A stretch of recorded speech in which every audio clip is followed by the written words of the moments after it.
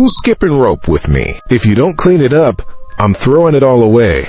This happened when I was about 6 or 7 years old, but I can't quite remember what it was all about. I think my mom threw something of mine away. So, in a fit of anger, I slammed the door and ran away from home. We lived in the old city district back then. The streets were narrow, with many alleys. It was also during a period of demolition, and half the city district east of our house was almost completely torn down. To avoid being found by the adults too quickly, I deliberately headed towards the demolition site. Once I walked further in, I started to regret it. There was no one around and no lights, which made me a bit scared. Tap, tap.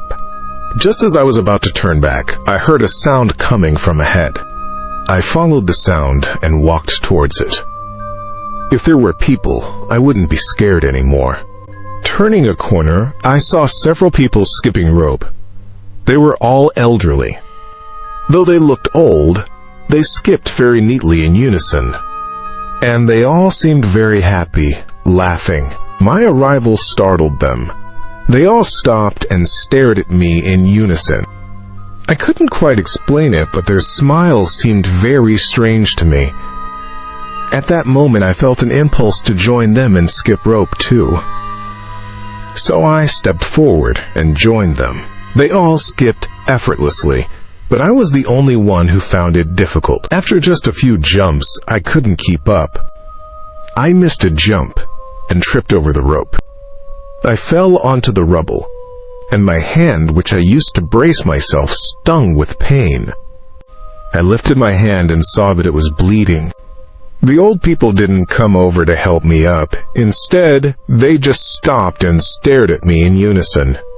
I grabbed the rope and stood up. And then, almost unconsciously, I started skipping with them again. I was completely exhausted, yet those old people were skipping with such ease. They weren't even breathing heavily. Their movements were perfectly synchronized, and though I was utterly exhausted, I couldn't stop. Ching-chan! Until I heard my mom calling my name. I've been looking for you forever, do you know that? What are you doing running around here? My mom and dad emerged from around a corner. Seeing me, they were both relieved and angry. Dad! Mom! I cried out when I saw them. It's so dark, aren't you scared? You wretched child, you've learned to run away from home? Aren't you afraid bad people will take you? My mom grabbed me and scolded me. I wanted to tell them I was skipping rope with some old people, but when I looked for the old people again, they were gone. Let's go home quickly. It's pitch black. Aren't you afraid you'll fall into a ditch? I wondered at the time if they had run off because they were afraid my parents would scold them. You've grown quite bold, haven't you?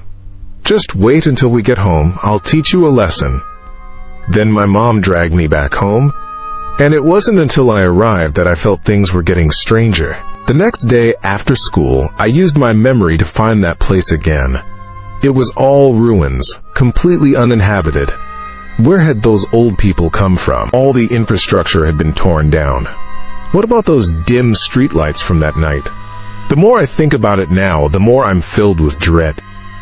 Just as I rounded a corner, I was startled. There were several paper figures standing by the wall, all tattered and broken. Someone had pranked them, drawing them to look like old people. On the ground, there was also a rope, which looked exactly like the one those old people had used the previous night. I even found my own bloodstains on it. Weiwan Shouyi. The building behind them used to be a funeral clothing store, and those paper figures were probably abandoned during the relocation. That night, I might have been skipping rope with paper figures.